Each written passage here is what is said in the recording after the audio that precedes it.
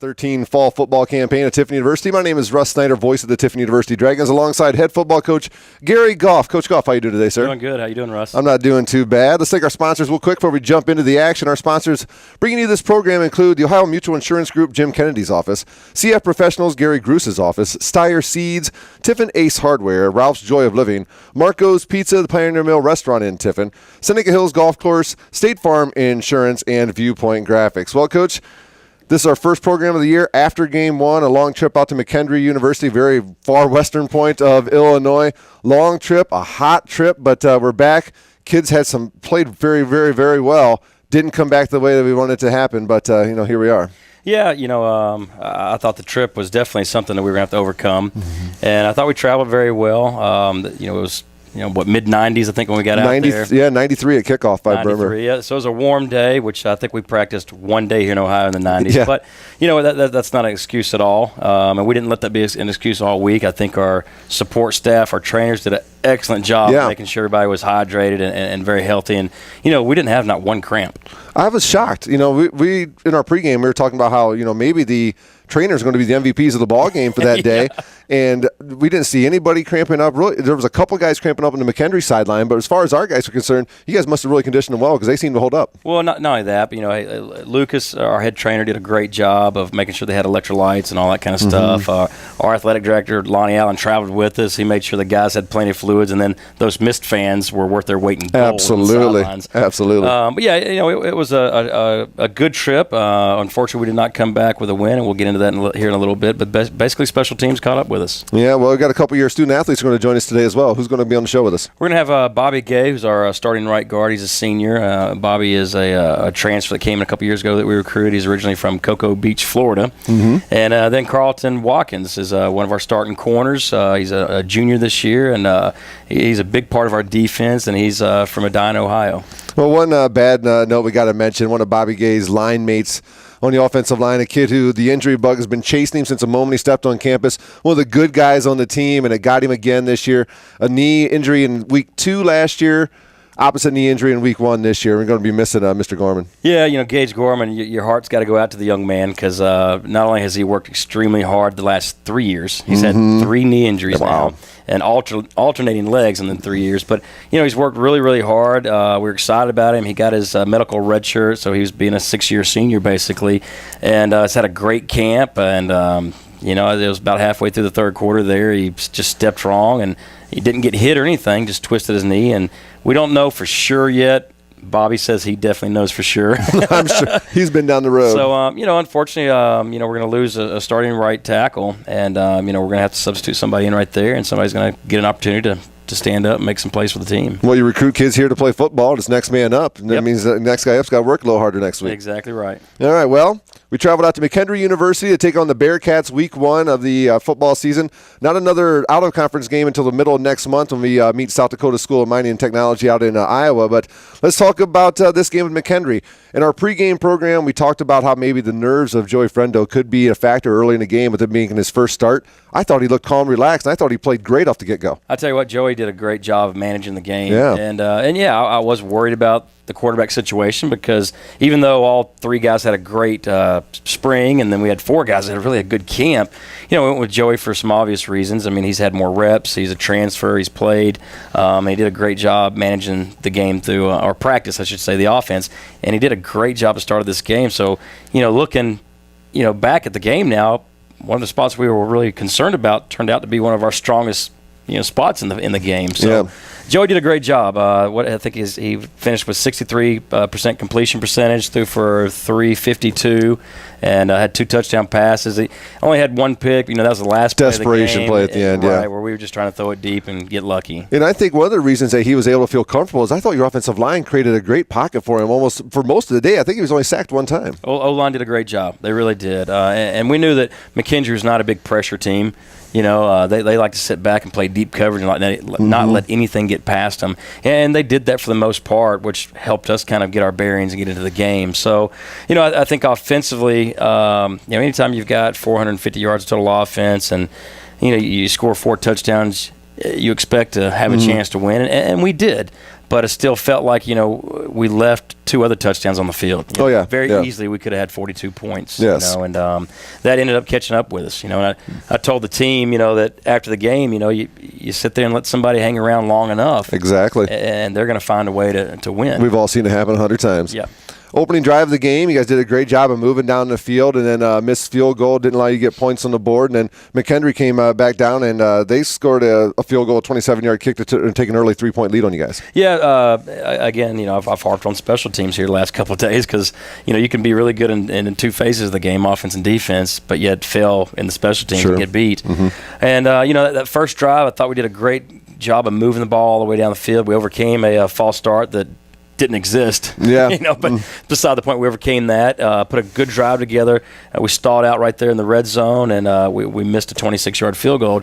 You got to make those. Yeah. You have to get points. It was a hard angle, but still. Yeah. I mean, no excuses. No excuses for the offense not to finish the drive, and no excuses for us not to make that field goal right there. But, still, we came off after that drive feeling very good about ourselves because we just drove the ball all the way down the field, and I think about 7 or 8 plays. Yeah, and then McHenry does take an early 3-point lead, but your kids responded right away. 2 plays, 83 yards, and an 83-yard pass to Tony Shedd, who had to end up having a fantastic game for you guys. Sure. But wasn't it great to see your kids answer right away? Because we didn't see that a lot last year. No.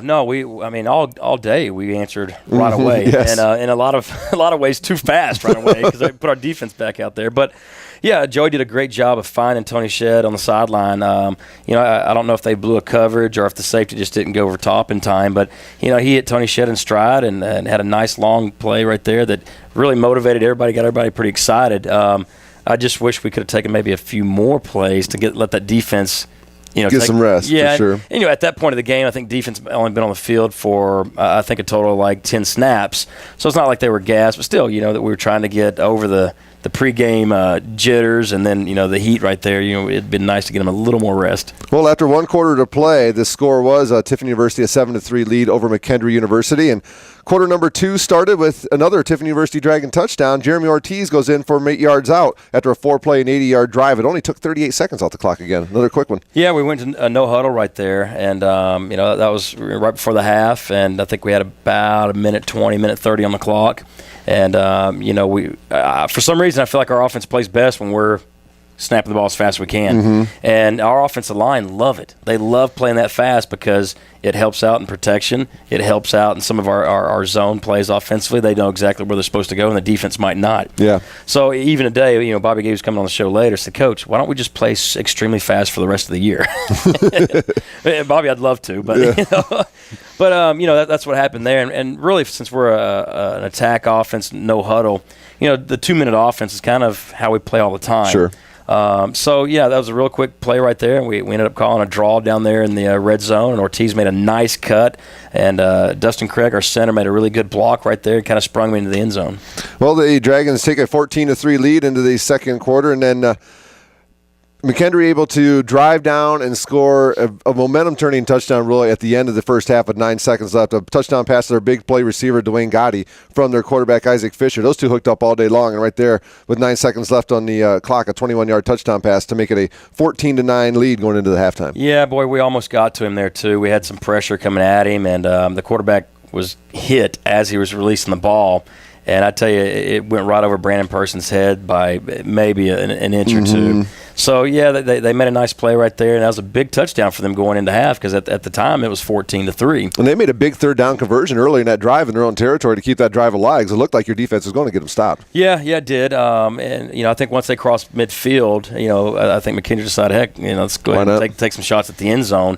Before that third down, it looked like they were just going to run the clock out and go in at halftime. So that was a big play for us right there. And, one of many plays that, we didn't execute that, again, left some points on the field for us. But you got to go into the locker room at halftime. Still feeling pretty good, though, a 14-9 lead. Were you pretty much happy with your kids' performance after the first half of play? Yeah, I think we were. I think we were maybe more worried about the logistics of halftime than we were maybe how we were playing. We had to, make a few adjustments on defense, and there was a few, assignments on offense we wanted to change at halftime.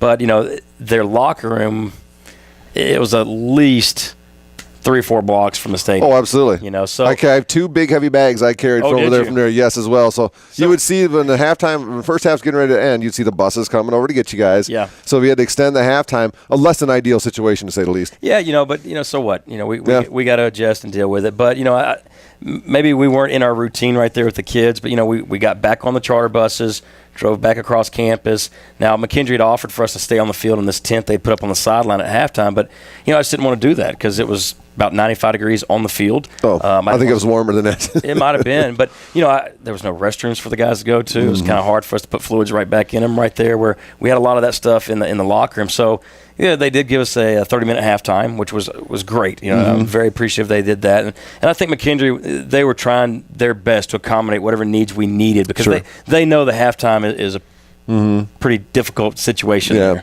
But we got on the charter buses, went back, had a real quick halftime, got back on the charter buses to come back out for that second half, and just in time for the kickoff too. Yeah. It was. I think we had about a minute left on the board when we got off the buses. So. Yeah, absolutely. And I think McKendree, that they were going to be rectifying that situation. I think they'll build like a field house at one of the ends of the field. So eventually they'll get taken care of from their on-campus facility there. Sure. But so it goes into halftime. It's 14-9. The Dragons in the lead. We'll go ahead and step aside and take a break. When we come back, we'll take a look at half number 2 of the opening weekend. Tiffany University and McKendree. You are watching and listening to the Gary Goff Show on the Tiffany University Dragon Football Radio Network.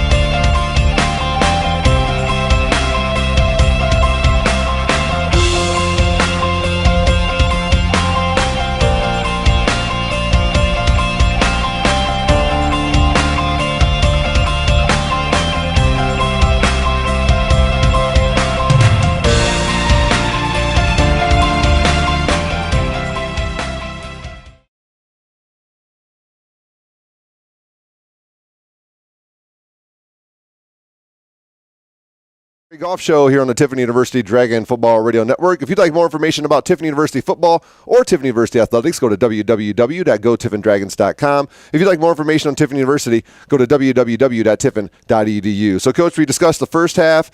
We talked a little bit about the injury to Gage, which happened right here early in the third quarter, but even earlier in the third quarter, their second half kickoff returned after the momentum turning touchdown to go into the half to come back right back out. I mean, that's it ended up being a 13-point swing in their favor. Oh, sure. I mean, we came out flat. I wish we could have got him maybe out there a little sooner, but, we talked to him for about 5 minutes at halftime. Then we got back on the charter buses. But, we came out really flat. We had 2 guys on the kickoff team get out of their lanes and lost contain right there. And it was supposed to have been a deep left kick, and we kicked it right down the middle, and they returned it right down the middle. And a 100-yard kickoff return. And, you're talking about deflating you. And to be honest with you, when that happened, I was very concerned.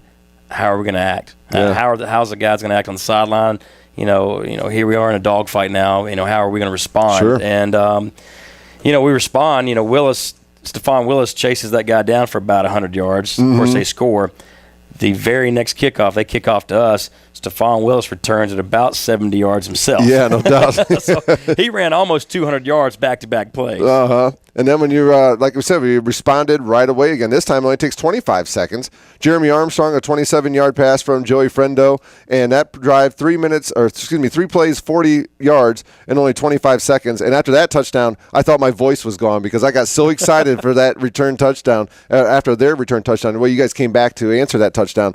It was fantastic. It was, again, great to see your kids respond. Oh, no question. And, nobody was flat on the sideline after they, I was really worried about them hanging their heads and, hey, here we go again.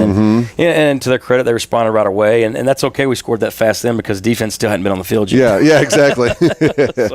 But after that, you jumped 21-17 there, starting to feel good about things. And McKendree ends up getting a 9-play, 74-yard drive where they kick a field goal at the 4:25 mark to make the score 21-20. And then you get another touchdown pass, but this time not from your quarterback. A little wide receiver pass from a little weapon you got on the outside. Well, we traded a few punts back and forth, and then defense got us a turnover and on their end of the field. And, everybody knows this in the sport of football, that after there's a quick sudden change, look for a quick strike. Sure. And, so we had a little tricker right there with Tyler Jones, who's an ex-high school quarterback. And so, he takes a ball and throws it deep, and Marcus he made a great adjustment because it looked like the ball's a little underthrown. Maybe got out of Tyler's hand a little bit. Well, Tyler was getting hit as he threw it. Yeah. And we made the comment today to him that, hey, touchdowns don't hurt. No, no, we said the same thing. We were saying the same thing in the booth. He was a little slow to get up, and once he realized it was a touchdown, he got up a little quicker. Yeah, Tyler got drilled on that play. But so it was a little underthrown. Marcus Beer made a great adjustment to the ball, caught it, and I think he walked in at about 5 yards for the easy touchdown. And, again, we responded real quick to their score. Thought everything was going smooth at that time. Yeah, well, you take a 28-20 lead there, and that ends up being the final score of the third quarter. It ends up being the final time the Dragons get on the scoreboard as well. 11:02 mark of the fourth quarter, a punt return, 32-yard punt return by Brandon Walker after a play that could have been a Dragon 6, which was a huge – when that play happened, 11:40, my score sheet I had at the game, I wrote down, circled that time. Drop pass, return punt, back-to-back plays, and that was a killer. Well, if you remember that series right there, it was a little more than that. We had a 3rd and short, and we had a false start. Yeah, that's right. Yep. So that made it 3rd and 7. And Joey does a great job of moving in the pocket, stepping up, and he finds Armstrong down the right side. And again, I think they blew a coverage or somebody fell asleep. And, we throw it deep, and Armstrong jumps up to make the catch. And as he hits the ground, when he comes down, ball pops off of him, and therefore incomplete pass. And that was a very key moment of the ball game. Yeah. And I think at that moment, everybody kind of that's when, but the very next play is when they return the punt. Yes. And that definitely was the bubble burster there. And, it's very unfortunate. It's a tough lesson to learn. We play a lot of starters on our special teams because, in the GLIAC, you only get to travel 57. That's almost like an NFL roster. Yeah. So, we play a lot of starters on our special teams because we take our special teams serious. We tell them if they're tired, we're going to rest them on offense or defense, not on the special team unit. However, if you watch that clip, we had a lot of guys jogging down on that punt. And, the punt, the ball hit the ground. I think they just kind of stopped thinking it was over. Yeah. And it bounced right to the returner. We had 3 guys that stopped right in front of him. He split them, returned it for a touchdown. Yep. So, tough lesson learned right there. But, and we've been preaching to them. And today I forced the entire team to watch every play of special teams. And we talked about the importance of you can't take not one play off. Exactly. Because especially on special teams, that can get you beat. That one play could be a touchdown, a blocked punt, missed field goal, and that's what caught up with us in this game. They tried to go for 2. I believe it was the second time they had tried to go for 2, and you guys, your defense held them and stopped them. And you still have the lead. Even after all this stuff that's snowballing, we still have the lead at 28-26. And then another special teams turnover leads to the final score of the ball game. Ends up being another 59-yard pass to Gotti from Fisher, and ended up being the final score of the ball game, making it 32-28. Yeah, we caught them on a trick play, I guess you can say, and then they caught our defense on a trick play. It was kind of a hitch and go, and we didn't get our safety over top, and we bid on the hitch. And coming right down the wire, we just didn't make plays on special teams and a few key plays on offense, and then that one on defense. So, I thought offensively, did we play good enough to win? Yes. Defensively, did we play good enough to win? Yes. Special teams, not even close. Yeah. And it's kind of funny, the guys watching the film today just kind of were like shocked that they saw the numbers we put on offensively and what we did on defensively. Didn't have really any turnovers on offense besides the last play of the game, but yet we still came out on the short end, of the stick there. Yeah. And sometimes you don't learn these tough lessons until they actually, reach up and hit you in the face. So, today at our practice, we talked a lot about that and talked a lot about, look, things happen for a reason. Let's make this a learning, lesson right here. And we got to get ready for our next opponent. We only get to play one game at a time. And Michigan Tech's coming into town. We need to tighten up special teams. I think if we tighten up special teams, hey, we got a chance to to score a lot of points. Absolutely. And give up very little. Yeah. Because we've got ability. We've got talent around us now. We just got to do everything right. It's attention to detail, Yep, we all three facets of the game play up to their potential. We walk away pretty comfortable at that game. Sure. Absolutely. Time of possession, 37 minutes to 22 minutes in the ball game. But, Joey Frendel ends up being 31 of 49 for 362 and a couple touchdowns. Jerry Brown and Jeremy Ortiz each with 23 yards on the ground. Leading receiver was Tony Shedd with 10 catches for 165 yards. Almost had 3 receivers get up over 100 in the ball game. Well, and again, Tony missed a big play too. Tony has a ball thrown to the back of the end zone, about 40 yards worth, where he's got 2 hands on it. And again, he comes down, hits the ground, and loses it. Tony could have had 200 yards receiving, 2 touchdowns. Yeah, absolutely. And Marcus missed a post, just right off his fingertips. Yep. Yeah, another guy right there that easily could have been over 100 yards. So, we left some plays on the field, and our kids know that. And, we challenged them today. Every rep at practice, needs to be your best, and carry that over to the weekend. And, on Saturday, I think the kids know we've got the talent, but if I take one play off, that could be the play that cost us. Absolutely. That's exactly what happened Saturday. Yeah. There's some new guys on the defensive side of the ball. I thought the defense, especially for the defense has come from when you got here to where it is now is night and day. Without a doubt. And some of the new guys really stepped up. Jude Amacar on the outside and the big fella in the middle. When you guys had the goal line stand, ended up holding to a field goal, that was huge because I don't think we had seen that since you and I have been doing this. No, I'm sure we haven't. And I tell you what, Brandon Davis is a big man. About 6'4", 350, right around there. Yeah, and he came to camp a little out of shape. Of course, you're that big, you're probably not going to be in great shape.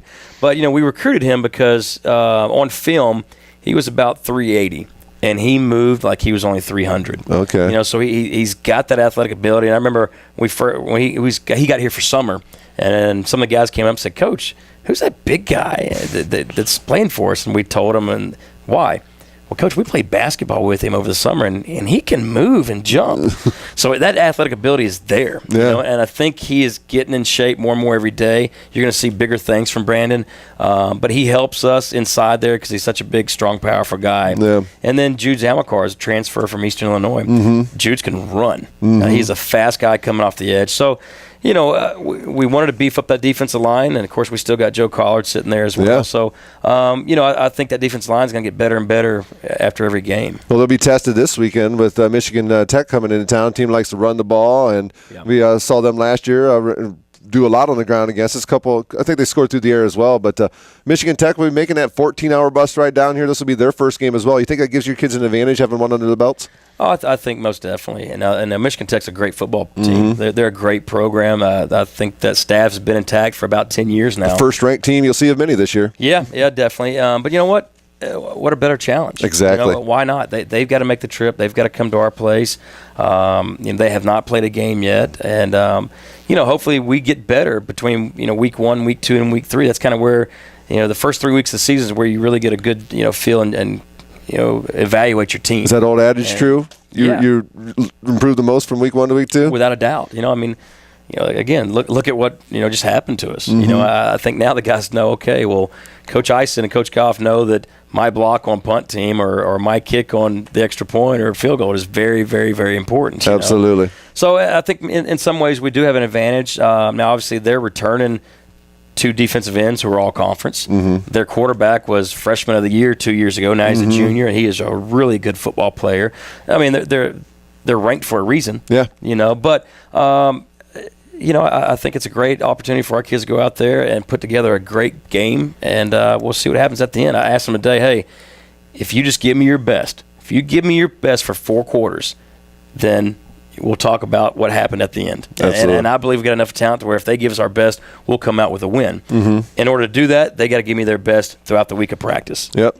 So we'll see how much this team has matured. Well, if you're a high school student in the Seneca County area, you can come to the game this Saturday for free as well. So it's a Tiffin University reach out to the area high school kids. So get on down here, bring your family with you, and then come down to the 1:30 kickoff at Frostcow Stadium. I believe one of your student athletes is about ready to come in here. So while we take another break, and we'll come back. I think Bobby Gay's out there. So You are listening to the Gary Goff Show on the Tiffin University Dragon Football Radio Network.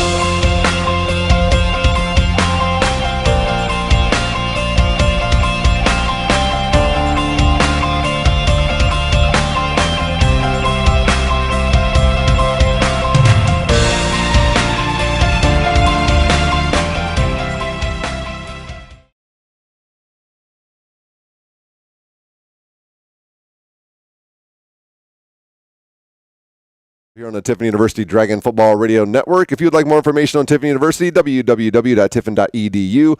More information on Tiffin University Athletics by going to www.gotiffindragons.com. Coach Goff, you have one of your student athletes in beside you. Why don't you go and introduce the young man? We do. We've got Bobby Gay joining us. Bobby's from kind of all over, but he's originally from Cocoa Beach, Florida. No. Cocoa, Florida. It's high school, right? Yes. Okay, and then we got him out of Arizona, transferred from junior college, and he's our starting right guard, has been our starter for the last 2 years. Well, Bobby, thanks for joining us here on the Gary Goff Show. Thank you for having me. Well, thanks for sharing a bus with us on the way out there, too. I get to ride with the offense on the way to these games. So makes for a good time, doesn't it? Yeah. So one of your line mates, another knee injury, had to be tough for you to see. I know you guys are all really close over there. I'm sure you're feeling for Gage right now. Yeah, we live together. Okay. So they've got dogs together. We have puppies together. We started a mini family. Good. Yeah, that upset me when that happened. Yeah. Yeah, big loss for us. We kind of already touched about the subject, but Gage is one of our leaders, and he's worked so hard around here for the last 3 years, and I just my heart goes out to him because he hadn't got a chance to finish the season for me, and he plays a very important spot right there on the offensive line that we're definitely going to miss him. So does it mean you just got to work a little bit harder? Does it make you have to do your job a little bit better, you think? Yeah, I'm going to have to do a lot more yelling at the younger guys and pull them along, make sure they just keep playing hard and don't let that affect us at all. Well, next man up, the offensive line is all about, everybody gelling and working together as a cohesive unit. Next man steps in. Is that going to continue? Because I thought your offensive line played very well against McHenry. Yeah, I mean, we should be actually fine because we got Brandon Rinker moving over to right tackle and then Marcello Brown stepping at left tackle where he was last year. So that should just pick up basically where we left off last year. It is nice to have somebody with some experience to be able to step in. Well, I was going to say both guys have started for us before, with Marcello starting 9 games for us last year and Rinker playing a lot last year and starting last week. So, hey, it's part of the game. The guy behind the starter's always got to be ready because you're just one injury away, and we've talked about that some. So, I don't think we lose anything right there besides a leader and a guy that we all love to death and want to see him play for us. So. Absolutely. So how'd you end up at Tiffin? You went to junior college in Arizona. What brought you to Tiffin to be a Dragon? It's a long story. We've got nothing but time, Bobby. Yeah, I guess. I was sophomore season at my JUCO in Arizona. I was graduating, and I actually graduated and was supposed to come here in the spring, but some family things come, so I had to stay there and help my mom. I never even heard of Tiffin until Coach Nance, who used to be here, contacted me, and I ended up talking with him, and then Coach Goff and Coach Oliver, who was here, who's not here anymore either. And I came for a visit, and I actually kind of fell in love with the place, believe it or not. Small town, but hey, I was like, I'll stay out of trouble. Got nothing else to do but play football, so looks like a fit for me. Absolutely. Being a Dragon, been a mainstay on the offensive line now for a little while. Well, funny thing about recruiting Bobby, too, is when he came in here, and, sometimes, especially with the junior college guys, you don't really get to spend time with their family. They're out on their own, they're adults. As to where high school, you spend a lot of time recruiting, you get to know the family, so you kind of get a good feel for what type of person you're recruiting. And I'll never forget looking Bobby in the eye and saying, hey, now, I'm not going to put up with any crap here. We're going to be disciplined. And, you mess up and you're out of here. And his response was, Coach, I'm a grown man. I don't have time to mess around like some of these kids. I want to get my education. I want to play football. And I smiled and said, well, you definitely can come play for me. Because I believed him. He was sincere about it. Well, it sounded like a lot of the fathers you spoke to about what they wanted for their sons, I'm sure, before that. So talk a little bit about your time here at Tiffin University. Well, I'm a criminal justice major, majoring in Homeland Security and Terrorism. Basically, I go to school, work out, play football. Take care of the puppies. Take care of the puppies. This past summer, I had my gallbladder taken out. So I missed 6 weeks of the summer workouts because I couldn't do anything. That was pretty exciting. Me and Coach Goff are surgery buddies, pretty much. Hey, don't bring up my problems on the air, okay? Hey, he didn't lose any strength either. I mean, he's got man strength, so he missed about 6 or 7 weeks of workout, but he didn't lose any strength. So I am the oldest guy on the team, aren't I? Definitely. Yeah. Definitely. We got another test coming up this weekend with Michigan Tech coming in. Last year we went up there, and that was the big injury game last year with 3 season-ending injuries. But got them coming in this weekend for the home opener. Got to be pretty excited about them. Yeah, it's going to be a different ball game this year, I'm pretty sure. We don't have to take the 14.5-hour bus ride. They do. So we're all excited. Coach Goff kind of got on us today. not going to lie about it. He got after us and let us know, we can't have the mental mistakes that we had this past weekend. Mm-hmm. If we do, we won't beat Tech. So we're going to tighten up in practice and do what we got to do. Since you've been here, you said you're a criminal justice major? Yes. What are your plans after school? Well, considering I'm 26 and I'll be 27 when I graduate, I hope to get a job and become a functioning part of society. Job, family. I mean, he's Yeah, I got a lot of catching up to do being as old as I am. Well, everybody gets them all done on their own timetables. I'm 42 years old and I haven't finished yet. I'm working on mine right now. So I got you beat, buddy. You're a young pup. So as we said, we got Michigan Tech coming up this weekend. Offensive line going to be revamped a little bit due to the injury. Got some talented defensive line you're going to be facing this week. As Coach Goff said, the two defensive ends, all conference players. The guys in the middle are pretty darn good as well. It's going to pose some definite challenges for you guys. Yeah. I like to tell it like it is. It's going to be a challenge, but I honestly don't think it's anything we can't handle. I mean, they lost some guys on defense. Okay. They got other guys, as Coach Goff told us today, that are talented. Mm-hmm. But as long as we practice hard and prepare for them, it should not be a problem at all to handle what we need to handle. I thought in the McHenry game, that was, in my time doing the games here in the university, I think that was about as good as I've seen the offensive line play as a unit. Seemed like Joey had lots of time throughout the ball game to go through his reads, and I'm sure you feel the same, that you guys' offensive line played very well in that ball game. Yeah, I mean, they came at us with the odd front, so it's only 3 down linemen, and they didn't really blitz that often. So we had extra help on the line with the 2 guards helping Dusty at center, and then also watching the ends for the tackles. And then this week we're going against an even front with Tech. So we're all pretty much going to be occupied this week, and then have to just do our assignments and pick up what they bring. And Tech will bring the heat some. I mean, they like to blitz and get after you, and especially on third down. So we're expecting that. And the offense line's done a great job. Coach Picar's done a great job. So we're very excited about that unit right there. Now we all still got room for improvement, and that's what we're striving towards. But this will be a good challenge for us this weekend. And you know what? You name one weekend in the GLIAC that is easy. Oh, I'm telling you. We're into the heat of it now. Exist. We're starting this Saturday. We're into the heart of it. And we only got one other game in the middle of October. It's not a GLIAC game, and it's not going to get any easier. Each week it seems like there's a little number beside every team we're facing on their rankings. So, I mean, the GLIAC's a monster no matter what sport you're talking about. And we definitely know that's the case in football. Right. Now, Bobby, I lost what I was going to say there. I'm sorry. As we said, we got Michigan Tech coming up. I'm at a loss, Coach. I forgot what I was going to say there. I apologize. Take it over for me. No, that's fine. I mean, Bobby, anything else you can tell us about your time here? I will say this. Bobby's on what we have a Unity Council. And, we've got some of our seniors and a few underclassmen that, we've made this Unity Council. And they're kind of the voice of the team. They get to come to me and talk to me about, Coach, we'd like to wear this uniform this weekend, that uniform, or, Coach, we didn't like this, or we do like this. And I've told them, it is a dictatorship. I can just say I don't care. But, no, he's part of the Unity Council that has a voice of the team, and they come to me. So, we talked for a good bit today after practice. We talked some last week. And, I think Bobby's doing a great job of stepping in and becoming one of the leaders of the team, and especially up front with that offensive line group. And now that he's, kind of losing his running mate right there to his side. But, he's done a great job, Bobby. I don't know if you want to add anything to that about the Unity Council and our goals, but I mean, it's just that we're Unity Councilors, got to be together in everything we do, and basically man up as a team and take on Michigan Tech. Time to grow up, right? Yep. We're done with being young. We got to grow up as a team. What I was going to ask you, I'm sorry, it came to me now. Working with Coach Picard now, not the first offensive line coach you've worked with here at Tiffany University. Talk about what he brings different to the table as opposed to the coaching you've had in the past.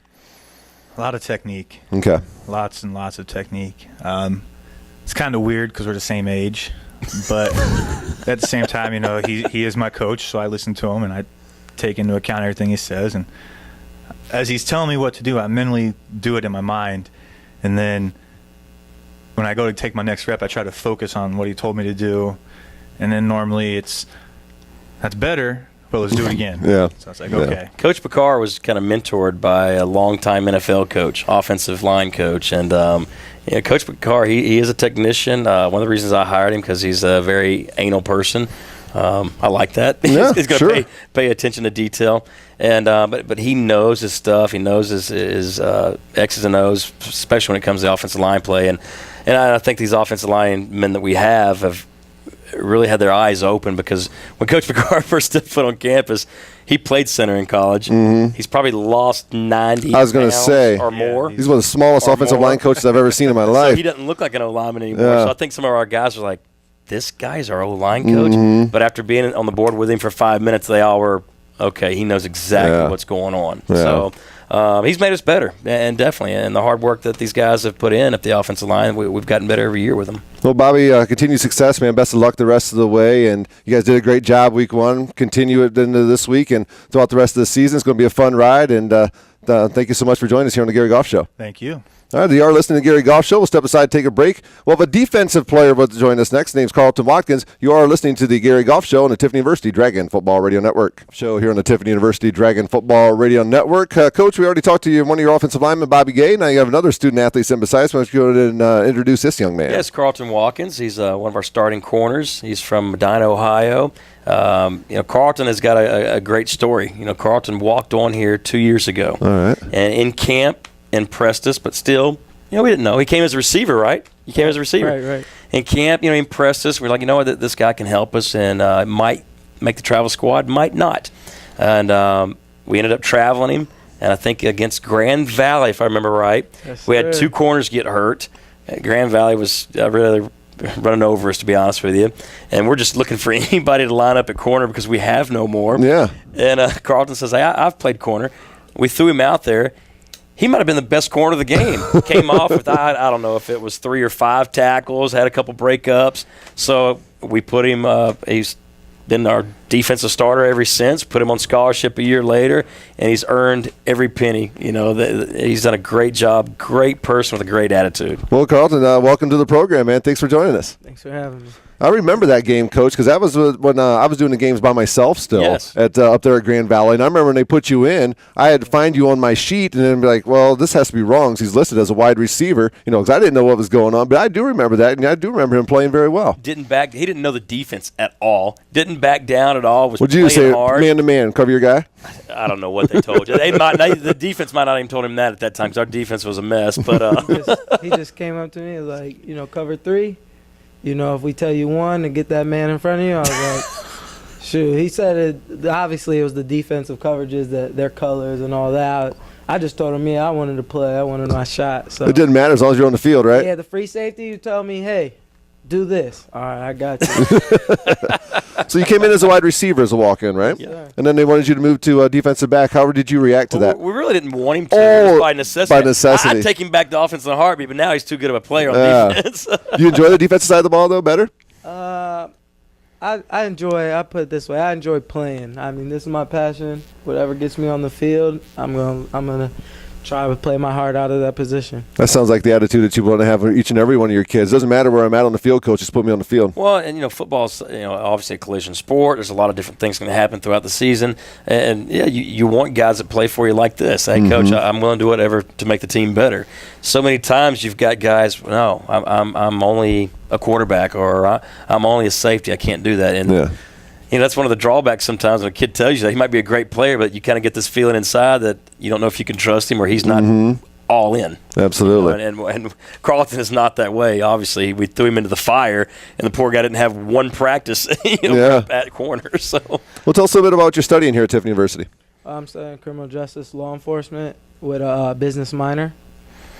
And you said you're from Medina High School? I'm from Medina. I went to Buckeye High School. Oh, Buckeye. Okay. Familiar with that. So this past weekend, you played against a pretty good quarterback. They had some good receivers as well. But I think all in all, on the whole, I thought the defense played pretty well. You feel the same way? Yeah, I feel we had a couple mental mistakes, but I think we seen some tendencies that we looked good and ready to move on, see how good we can be this season. Well, Coach said you're one of the characters on the team. Is there any thing that you can tell us about? The reason he would call you that, or is all that for a censored program? I mean, it's like to have some fun. I just like to have fun. He does. I like it to be high. I don't like anything. I don't like a dull moment.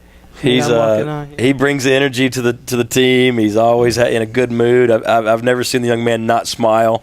And Russ, and we can even ask Bobby this because Bobby's older too. Yeah. Trends go round and round. Well, I don't know if Carlton even knows who Kid and Play is. Oh, yeah, he does. The trend's coming back in. Oh, yeah. Oh, yeah. That 80s stuff swinging around, the high top fade, everything coming back. I know how that goes. So let's talk a little bit about playing for Coach Durr, your defensive coordinator here at Tiffin University. Tell us what it's like to play for under him. Oh, I love it. I mean, he really tells us what he wants to do, and he focuses on that. If something's not right, he's really open to how we feel and how we can react to things. Before, when I first moved over to DB, they were just telling me things, and it's like, I don't really know what this means. I really didn't get a stance down. Coach Durr came, broke everything down. He's making sure his assistants know what he wants, and we focus on that, and we're just trying to get better, play together.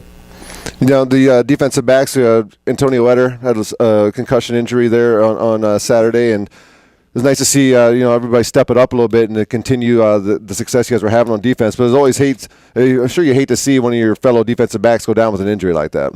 Yeah, I do. But we've been stressing since the end of last season. Like you were saying earlier, next man up, Tim Lewis. We got depth. We got some young guys that are capable of stepping up, and Etter's he's going to be all right. He's going to be able to get back into us. But until then, we got guys that can step up.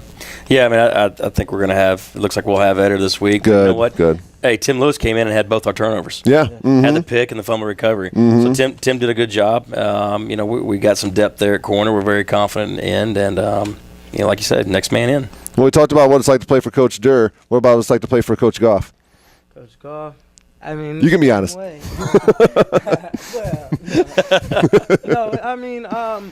went out on a limb coming here. I was talking to all D3 schools. Coach Goff, I really didn't talk to him. My quarterback from high school was coming. I just came along. He gave me opportunity. He tells you what it is. Like, he tells guys, when you come in, you're at the bottom of the depth chart, you're at the top of the depth chart. This is not promised. He's going to give you your opportunity. I try to tell these young guys, like, I came as a receiver, and he tells you can play, you have a chance, take that serious. But if you mess up, he's going to let you know, and you will get fired. I've been fired. Hey, we talk all the time about sometimes honesty hurts, huh? Yeah. Definitely. I came out. It was either come out, work hard, bust my butt, earn a scholarship, or go home. And he gave me opportunity, as he does all his players, and it's working out for the best. I can't wait. We got 10 more weeks. And and both these guys we've had on the show are above a 3.0 or higher, worked their tail off in the classroom as well. And again, the perfect type of character that we want in the program and here at Tiffin University on campus. What's your plans after graduation? Well, I got this season.